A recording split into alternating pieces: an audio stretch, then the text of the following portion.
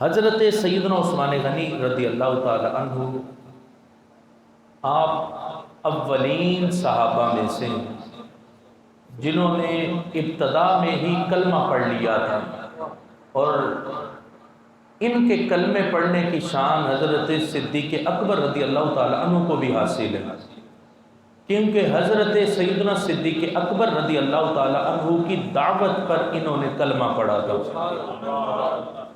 دار ارقم میں نبی پاک صلی اللہ علیہ وسلم کے پہنچنے سے پہلے حضرت صدیق اکبر کے ہاتھ پر انہوں نے کلمہ پڑھ لیا تھا، لیکن اس کا اظہار نبی علیہ السلام کی آمد پر پھر سرکار کے ہاتھ پر بیعت کر کے حضرت سیدنا عثمان غنی رضی اللہ تعالی عنہ نے فرمایا تھا۔ کتنے اولین صحابہ میں سے پہلا نمبر کلمہ پڑھنے میں حضرت سیدنا صدیق اکبر کا، حضرت سیدنا مولا علی رضی اللہ تعالیٰ عنہ کا، حضرت زید بن حارثہ کا، اور چوتھے نمبر پر کلمہ پڑھنے کی شان اللہ نے حضرت عثمان غنی کو عطا فرمائی۔ ان کا کلمہ پڑھنے میں چوتھا نمبر ہے اور خلافت میں تیسرا نمبر ہے۔ یہ شان اللہ نے حضرت سیدنا عثمان غنی رضی اللہ تعالیٰ عنہ کو عطا فرمائی۔ صرف 3 لوگ مسلمان تھے، چوتھے نمبر پر کلمہ پڑھنے کی سعادت اللہ نے حضرت عثمان غنی کو عطا فرمائی۔ اللہ نے انہیں بڑی منفرد شانوں سے نوازا، ایسی شانیں جو کسی اور صحابی کے نصیب میں نہیں ہوئی۔ صرف صحابہ کیا، پچھلی امتوں میں بھی وہ شان کسی کو نہیں ملی جو شان اللہ نے حضرت سیدنا عثمان غنی رضی اللہ تعالی عنہ کو عطا فرمائی۔ آپ کے کلمہ پڑھنے کی وجہ سے اسلام کو بڑا عروج ملا۔ آپ نے اپنا سارا مال، اپنا سارا زر اسلام کے نام پر قربان کر دیا۔ حضرت سیدنا عثمان غنی رضی اللہ تعالیٰ عنہ کی سخاوت بڑی مشہور ہے۔ آج جو حضرت عثمان غنی رضی اللہ تعالیٰ عنہ کے خلاف بک بک کرتے نا، عثمان غنی وہ عثمان غنی ہیں جنہوں نے سرکار سے کئی بار جنت کو خرید فرمایا، کئی بار سرکار نے خود عطا فرمائی، اور کئی بار انہوں نے سرکار سے جنت کو خریدا ہے۔ یہ شان ہے حضرت سیدنا عثمان غنی رضی اللہ تعالیٰ عنہ۔ سرکار نے کئی بار خود جنت عطا فرمائی۔ وہ عشرہ مبشرہ کے صحابہ کے بارے میں بڑی مشہور حدیث پاک، جن کے بارے میں نبی علیہ السلام نے نام لے لے کر فرمایا، ابو بکر فی الجنہ، عمر فی الجنہ، عثمان فی الجنہ، علی فی الجنہ، سعد و سعید فی الجنہ، ابو عبیدہ بن جراح فی الجنہ، عبد الرحمن بن عوف فی الجنہ۔ یعنی عشرہ مبشرہ کے جو صحابہ، ان کے بارے میں نبی علیہ السلام نے نام لے کر فرمایا، اور ایک بار نہیں کئی بار فرمایا۔ ان نام لینے والوں میں بھی تیسرا نام سرکار نے ہر بار حضرت عثمان غنی کا ذکر فرما دیا۔ سرکار نے خود جنت عطا فرمائی، کئی بار خود عطا فرمائی، اور کئی بار حضرت عثمان غنی نے خرید کیا جنت کو۔ سرکار نے کئی بار اعلان فرمایا، جو یہ کام کرے بدلے میں کیا ملے گا؟ بدلے میں اسے جنت ملے گی۔ تو کون کھڑا ہوا؟ حضرت عثمان غنی رضی اللہ تعالیٰ عنہ کھڑے ہوئے۔ وہ یہودی کے کنویں والا قصہ بڑا مشہور قصہ ہے۔ مدینہ شریف میں کنواں یہودی کا تھا، بڑے مہنگے داموں پانی بیچا کرتا تھا۔ سرکار نے اعلان کیا کہ کون ہے جو یہ کنواں خرید کر مسلمانوں کے لیے وقف کرے گا، بدلے میں کیا ملے گا؟ محبوب نے فرمایا، بدلے میں اسے جنت عطا فرماؤں گا۔ حضرت عثمان غنی رضی اللہ تعالیٰ عنہ اس یہودی کے پاس گئے، بات طے کرنا چاہیے کہ تم یہ کنواں بیچ دو۔ اس نے کہا میں بیچوں گا نہیں یہ کنواں۔ حضرت عثمان غنی نے بڑے دام لگائے اس کنویں کے، لیکن اس نے کہا نہیں بیچوں گا نہیں۔ حضرت عثمان غنی رضی اللہ تعالیٰ عنہ نے اس سے بات طے کی، کہا یہودی ایسا کر، کنواں آدھا آدھا کر لیتے، تو میرے سے اتنے پیسے لے لے، کنواں آدھا آدھا کرتے ہیں۔ آدھا آدھا کنواں کیسے؟ ایک دن پانی تو نکالے گا، ایک دن میں نکالوں گا۔ اس بات پہ یہودی راضی ہو گیا۔ اس نے کہا چلو ایک دن پانی تمہارا، ایک دن میرا۔ اس نے کہا مسلمان ہیں سارے مدینہ شریف میں، حضرت عثمان غنی مہنگے داموں پانی بیچیں گے مسلمانوں کو، تو مسلمان کوئی ان سے پانی خریدے گا نہیں، تو اگلے دن میرا کاروبار زیادہ چل جائے گا۔ حضرت عثمان غنی نے اسے پیسے دیے، ایک دن کنویں کی باری لے لی۔ کنویں کی باری لی جس دن، تو وہ جس دن حضرت عثمان کی باری ہوتی حضرت عثمان نے سارے کنویں کا پانی اس دن مدینہ والوں کے لیے وقف کر دیا۔ اب مسلمان کیا کرتے، سارے دوسرے لوگ آتے تو کیا کرتے، وہ اتنا پانی نکالتے کہ اگلے دن کا بھی سٹور کر لیتے۔ تو یہودی کا کاروبار ٹھپ ہو گیا، کوئی اس سے پانی خریدتا نہیں تھا، مجبوراً اس نے کہا عثمان غنی طے کرو بات کتنے کا کنواں خریدو گے۔ اسے بیچنا پڑا کنواں، جب اس کا کاروبار ہی نہ چلا تو اس نے کنواں بیچ دیا۔ حضرت عثمان غنی رضی اللہ تعالیٰ عنہ نے سارا کنواں خرید کر کے مدینہ والوں کے لیے وقف کر کے بدلے میں سرکار سے جنت کا ٹکٹ لے لیا۔ یہ جنت خرید کی سرکار سے، حضرت سیدنا عثمان غنی رضی اللہ تعالیٰ عنہ سے۔ اور ایسے ہی لوگ آج حضرت عثمان غنی کے خلاف بک بک کرے، یہ شان ہے حضرت عثمان غنی کی، جنت خریدی ہے سرکار سے، اور ایک بار نہیں کئی بار جنت خریدی۔ جیسے اسرا کی تیاری پر بھی سرکار نے اعلان کیا تھا تو حضرت عثمان غنی رضی اللہ تعالیٰ نے 100 اونٹ 200 اونٹ 300 اونٹ مال سے بھرے ہوئے سرکار کی خدمت میں پیش کر دی۔ بدلے میں کیا ملا؟ بدلے میں سرکار نے فرمایا عثمان اللہ نے اگلے پچھلے سارے معاف کر دیے، سارے، وما اسررتا وما علنتا وما قدمتا وما اخرتا، جو پہلے ہوئے وہ بھی معاف، جو بعد میں ہوئے وہ بھی معاف، جو پوشیدہ ہوئے وہ بھی معاف، جو اعلانیہ ہوئے وہ بھی معاف۔ سرکار دو عالم صلی اللہ علیہ وسلم کی جب حضرت عثمان غنی رضی اللہ تعالیٰ عنہ نے بیعت فرمائی نا، آج تو ویسے لوگ حضرت عثمان غنی پر آج سے نہیں، شروع سے لوگ تان کرتے آئے ہیں حضرت سیدنا عثمان غنی رضی اللہ تعالیٰ عنہ پر۔ حضرت سیدنا عثمان غنی رضی اللہ تعالیٰ عنہ کے بارے میں لوگوں کو بڑی پرانی تکلیفیں، بغض رکھنے والے تب بھی پوچھا کرتے تھے حضرت عبداللہ بن عمر جیسے لوگوں سے بھی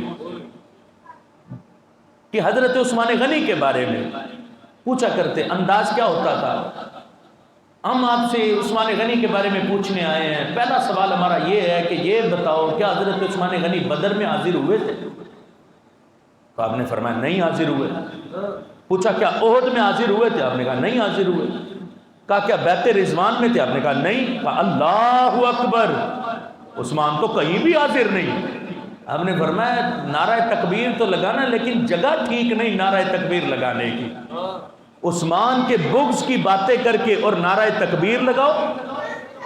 یعنی یہ اعتراض حضرت سیدنا عثمان غنی رضی اللہ تعالیٰ عنہ پر لوگوں کو شروع سے ہے کہ نہ یہ بدر میں حاضر ہوئے، نہ یہ احد میں حاضر ہوئے، نہ یہ بیعت رضوان میں حاضر ہوئے۔ جو بات میں کرنا چاہتا ہوں، بیعت رضوان کے موقع پر حضرت سیدنا عثمان غنی رضی اللہ تعالیٰ عنہ مکہ شریف گئے تھے۔ اعتراض کرنے والے سے پوچھنا یہ چاہیے یہ بتاؤ بیعت رضوان ہوئی کیوں تھی؟ بیعت رضوان کا سبب کیا تھا؟ سبب کیا تھا بیعت رضوان کا؟ خبر اڑی تھی کہ مکہ شریف میں حضرت عثمان غنی کو شہید کر دیا گیا، تو سرکار نے فرمایا اب ہم واپس نہیں جائیں گے۔ صحابہ اگرچہ تیاری نہیں، ہم ساز و سامان لے کر نہیں آئے جنگ کرنے کا، لیکن واپس نہیں جائیں گے۔ 1400 صحابہ نے بیعت رضوان پر درخت کے نیچے سرکار کے ہاتھ پر بیعت کی تھی جینے مرنے کی کہ واپس نہیں جائیں گے، بیعت کی تھی۔ اب دیکھو نا، لوگ کہیں کہ بیعت رضوان کے موقع پر حضرت عثمان غنی نہیں تھے، تو کیا شان ہے حضرت عثمان غنی کی، اس وقت سرکار نے فرمایا تھا 1400 صحابہ کو مخاطب کر کے، کہا میرے صحابہ یہ میرا ہاتھ ہے، یہ عثمان کا ہاتھ ہے، یہ میرا ہاتھ ہے، یہ عثمان کا ہاتھ ہے۔ حضرت عثمان غنی خود اپنا ہاتھ بھی سرکار کے ہاتھ میں دیتے تو یہ بھی بڑی شان تھی۔ کیسے شان تھی؟ شان بتاؤں حضرت عثمان غنی کے ہاتھ کی۔ حضرت عثمان غنی فرماتے جب سے میں نے ہاتھ سرکار کے ہاتھ میں دیا تب سے میں نے اس ہاتھ سے شرمگاہ کو نہیں چھوا۔ کیسی محبت تھی سرکار سے حضرت عثمان غنی کو، اور کیسا ادب تھا سرکار کا حضرت عثمان غنی کے دل میں، کہ جب سے میں نے سرکار کے ہاتھ میں ہاتھ دیا تب سے اس ہاتھ سے میں نے شرمگاہ کو نہیں چھوا۔ اگر وہ ہاتھ بیعت رضوان کے موقع پر حضرت عثمان غنی سرکار کے ہاتھ میں دیتے تو پھر بھی وہ مقام نہیں تھا جو سرکار نے فرمایا کہ یہ میرا ہاتھ ہے، یہ عثمان کا ہاتھ ہے، سرکار نے اپنے ہاتھ کو حضرت عثمان کا ہاتھ قرار دے کر اپنے ہاتھ میں دوسرا ہاتھ پکڑ کر فرمایا تھا کہ اپنے عثمان کی طرف سے میں بیعت لے رہا ہوں۔ یہ صرف ہاتھ میں ہاتھ دینا نہیں تھا، یہ توجہ رکھنا، یہ صرف ہاتھ میں ہاتھ دینا نہیں تھا، سرکار حضرت عثمان غنی کے دل سے بھی واقف تھے، دل سے بھی واقف تھے کہ اگرچہ عثمان حاضر نہیں لیکن میں گواہی پیش کرتا ہوں، جس بات پر میں نے عثمان کی طرف سے بیعت کر لی عثمان کا ایک قدم بھی پیچھے نہیں ہٹے گا، حضرت عثمان غنی اس پر قائم رہیں گے۔ یہ ہے شان بیعت رضوان کی۔ اور بیعت رضوان کے موقع پر کچھ خوارج بھی اعتراض کرتے ہیں، یہ تو روافض کے اعتراض ہے نا حضرت عثمان غنی پر، خوارج بھی کہتے دیکھو تم کہتے ہو علم غیب ہے سرکار کو، اگر علم غیب ہوتا تو بیعت رضوان کیوں لیتے، بیعت رضوان کیوں لیتے اگر علم غیب ہوتا؟ علم غیب نہیں تھا سرکار کو، بیعت لی گئی تھی کہ عثمان غنی کے خون کا بدلہ لیں گے، عثمان غنی تو ادھر زندہ تھے، حیات تھے، سرکار کو علم غیب ہوتا تو بیعت رضوان ہی نہ لیتے، بیعت ہی نہ لیتے کہ عثمان غنی تو زندہ تو پھر ہم بیعت کیوں لیں؟ رب کعبہ کی قسم یہ ان کا اعتراض سرکار کے علم پر نہیں رب کے علم پر ہوتا ہے، رب کے علم پر ہوتا ہے۔ بیعت سرکار نے لی، وہ بیعت رب کو اتنی پسند آئی کہ اللہ نے قرآن میں اس بیعت کا ذکر فرمایا، لقد رضی اللہ عن المؤمنین اذ یبایعونک تحت الشجرہ۔ کیا رب کو پتہ نہیں تھا کہ عثمان زندہ؟ اللہ فرما دیتا محبوب بیعت نہ لو، عثمان تو زندہ ہے، لیکن میرے رب کو بھی یہ پسند اتنی تھی بیعت کہ اللہ نے بھی فرمایا کہ اللہ ساروں سے راضی ہو گیا، اللہ ساروں سے راضی ہو گیا جس نے بھی درخت کے نیچے سرکار کے ہاتھ پر بیعت کی ہے۔ دیکھو ایک ہے بیعت کرے تو رب راضی ہو، ایک ہے عثمان مکے میں ہیں اور رب یہیں ان پر راضی ہو رہا ہے، رب راضی ہے عثمان سے بھی کیونکہ سرکار نے کہا یہ عثمان کا ہاتھ ہے، سرکار نے حضرت عثمان غنی کی طرف سے بیعت لی۔ یہ ہے شان حضرت سیدنا عثمان غنی رضی اللہ تعالیٰ عنہ کی، اور منفرد شان حضرت عثمان غنی رضی اللہ تعالیٰ عنہ کی۔ آپ ذوالنورین ہیں، آدم علیہ السلام سے لے کے سرکار دو عالم صلی اللہ علیہ وسلم تک جتنے بھی انبیاء و رسول آئے، کل کائنات میں کسی شخص کو بھی یہ شان نہیں ملی، کسی ایک نبی کی 2 صاحبزادیاں کسی ایک شخص کے نکاح میں آئی ہیں، یہ شان اللہ نے صرف کل کائنات میں حضرت عثمان غنی کو عطا فرمائی، پوری کائنات میں کسی اور کو نہیں ملی، یہ شان صرف حضرت سیدنا عثمان غنی رضی اللہ تعالیٰ عنہ کو ملی۔ یہ ہے مقام حضرت سیدنا عثمان غنی رضی اللہ تعالیٰ عنہ کا۔ اور پھر سرکار حضرت رقیہ کا وصال ہوا تو حضرت ام کلثوم کو نکاح میں دے دی، حضرت ام کلثوم کا نکاح ہوا تو سرکار نے فرمایا اگر تیسری ہوتی تو عثمان وہ بھی تیرے نکاح میں دے دیتا۔ اور یہی نہیں، اس ذوالغابہ کے اندر حدیث پاک ہے، راوی اس کے حضرت مولا علی ہیں، حضرت مولا علی کہتے ہیں میں نے سرکار سے سنا، مولا علی کہتے ہیں میں نے سرکار سے خود سنا، حضرت علی کہتے ہیں نبی علیہ السلام نے فرمایا اگر میری 40 بیٹیاں ہوتی، ایک ایک کر کے فوت ہوتی رہتی تو میں ایک ایک کر کے پوری 40 عثمان غنی کے نکاح میں دے دیتا۔ اس روایت کے راوی حضرت مولا علی ہیں، حضرت مولا علی چاہتے تو چھپاتے گا، اس میں تو عثمان کی شان بیان ہو رہی، حتی لا یبقى منہن واحدہ، سرکار نے فرمایا ایک بھی باقی نہ رہتی، یعنی 39 تو دے دیتا، 40ویں بچ جاتی، فرمایا نہیں پوری 40 نکاح میں دیتا۔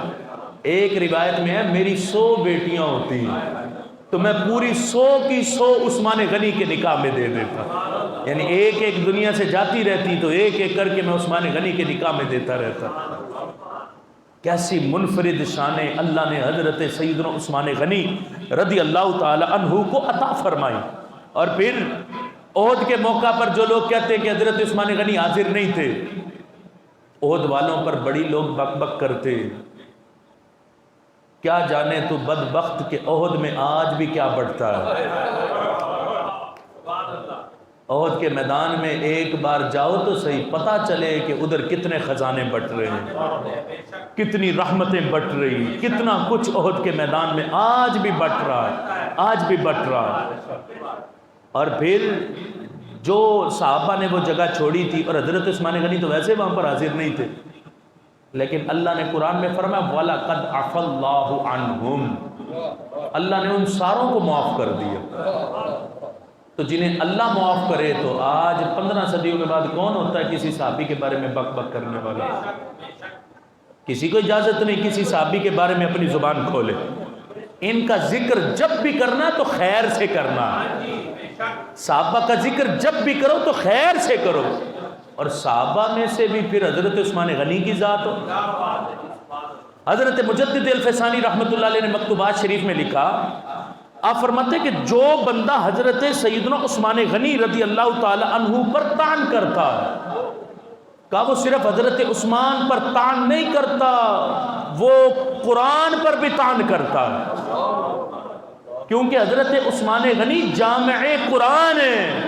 اس نے حضرت عثمان غنی کی ذات پر اعتراض کر کے قرآن کو مشکوک بنا دیا۔ یہ حضرت مجدد صاحب نے مکتوبات شریف میں لکھا، کہا حضرت عثمان غنی پر طعن کرنا یہ حضرت عثمان تک نہیں رکتا، یہ قرآن تک جاتا ہے۔ اور قرآن کی شان یہ ہے کہ الحم سے والناس تک اب قیامت تک کوئی اس کی زبر سے زیر میں بھی تبدیلی نہیں کر سکتا۔ زبر سے زیر نہ تبدیلی ہوگی اور نہ ہی اس پر کسی کا ایمان ڈگمگائے۔ جس کا زبر سے زیر پر بھی ایمان ڈگمگا گیا تو وہ اپنے ایمان کی فکر لگائے۔ یہ اجتماع حضرت سیدنا عثمان غنی رضی اللہ تعالی عنہ کی محبت کا اجتماع ہے۔ آج لوگوں نے حضرت عثمان غنی رضی اللہ تعالیٰ عنہ کے یوم شہادت 18 ذوالحج کو عید غدیر کے جشن سے اس 18 ذوالحج کو ختم کرنے کی سازش کی۔ یہ ذہن میں رکھے، عید غدیر اہل سنت کی عید نہیں۔ آپ اپنے دل سے پوچھیں، اپنے ضمیر سے پوچھیں، کیا آج سے پہلے آپ نے یا آپ کے آباء و اجداد نے بھی عید غدیر منائی تھی؟ اب منائی جا رہی عید غدیر۔ یاد رکھنا، عید غدیر منانے کی پہلی شرط یہ ہے کہ حضرت ابو بکر صدیق رضی اللہ تعالیٰ عنہ کی خلافت کا انکار کیا جائے، حضرت عمر فاروق کی خلافت کا انکار کیا جائے، حضرت عثمان غنی کی خلافت کا انکار کیا جائے۔ یہ ہے عید غدیر کا مطلب۔ سب کی خلافتوں کا انکار کر کے کون کہتا ہے ہم حضرت علی کو مولا نہیں مانتے؟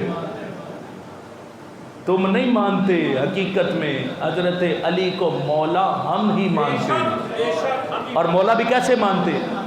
امیر المؤمنین بھی مانتے ہیں اور مولا المسلمین بھی مانتے ہیں۔ وہ ایمان والوں کے امیر بھی ہیں اور مسلمانوں کے مولا بھی ہیں۔ ہم حضرت علی رضی اللہ تعالیٰ عنہ کو، لیکن جس معنی میں وہ مولا مانتے ہیں اس معنی میں ہم حضرت علی کو مولا نہیں مانتے۔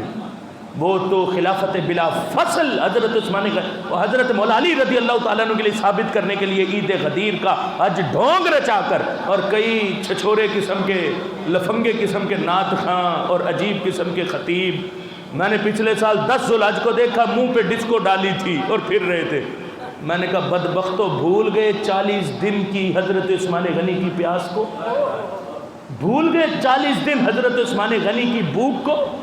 40 دن تک حضرت عثمان غنی کو بند ایک کمرے میں معصور رکھا گیا، نہ پانی دیا گیا، نہ کھانا دیا گیا، نہ کچھ اور دیا گیا۔ 40 دن تک چھچورا پن ایسا کہ ہم حضرت عثمان غنی کی شہادت کے دن کو بھول جائیں اور ان کی باتوں میں آ کر منہ پہ ڈسکو ڈال کے اور غلیظ عورتوں جیسے لباس پہن کے ہم جشن مناتے پھرے۔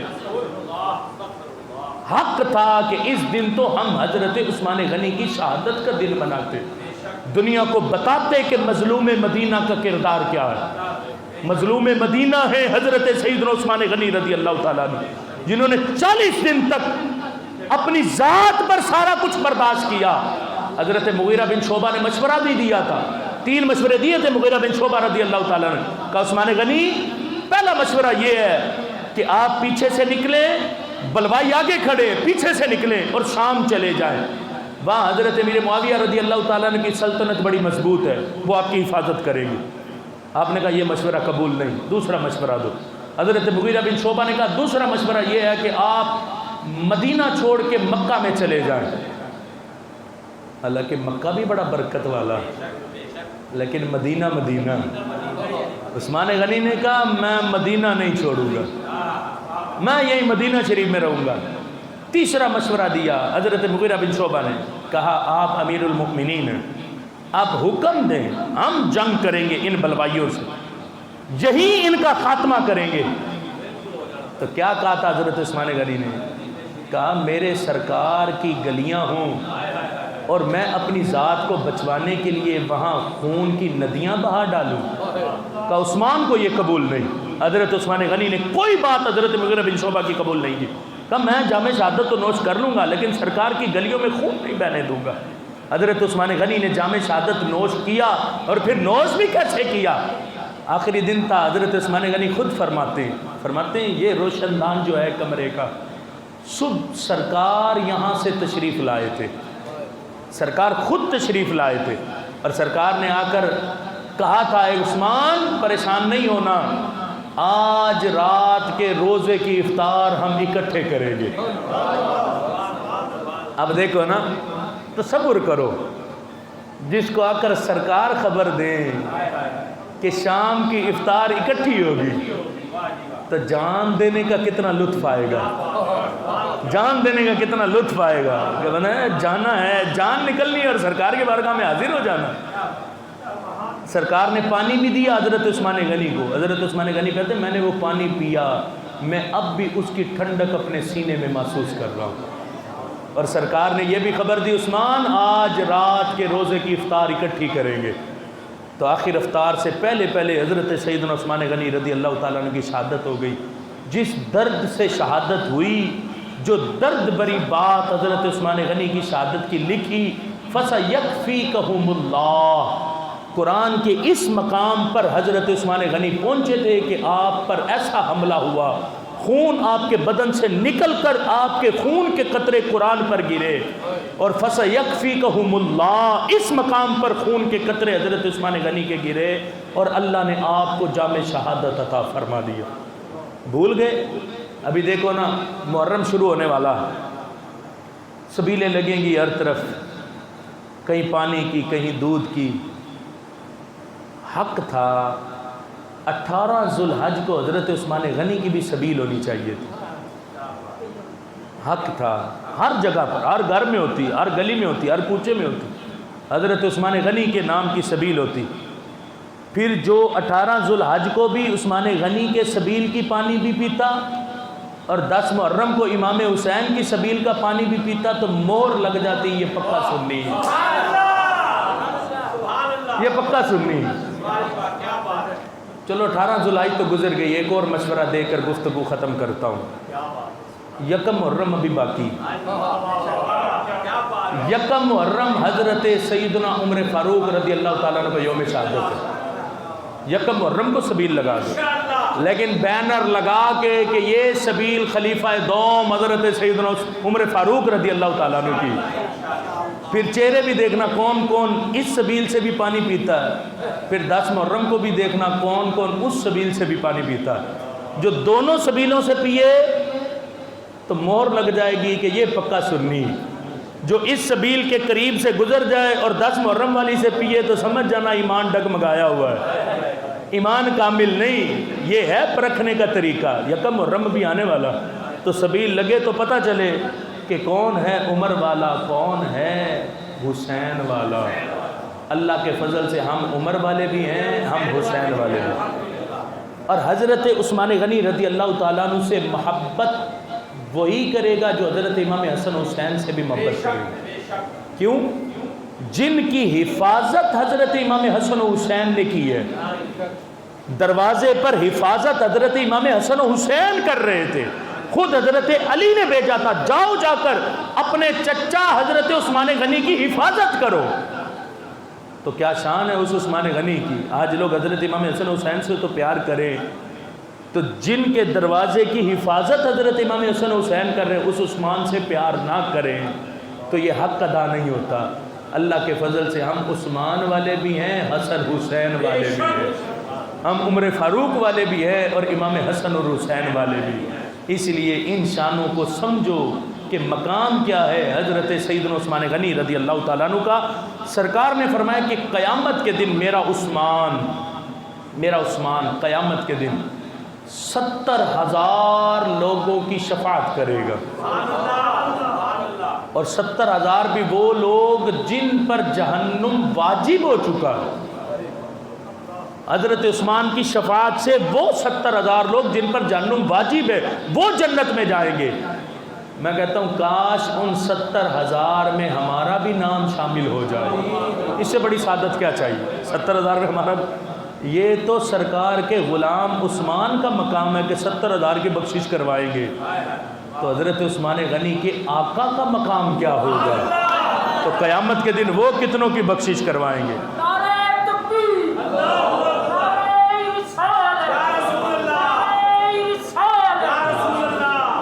اس سے تو کئی زیادہ، جب مقام محمود پر سرکار بیٹھے ہوں گے نا، اس سے کئی زیادہ تعداد میں سرکار ایک ایک چلو میں جنت میں بھیج رہے ہوں گے، ایک ایک چلو میں جنت میں جا رہے ہوں گے، اور انشاءاللہ سرکار اور حضرت عثمان غنی کی شفاعت کے صدقے اللہ ہمیں بھی جنت میں مقام حضرت عثمان غنی رضی اللہ تعالیٰ عنہ کے ساتھ عطا فرمائے گا۔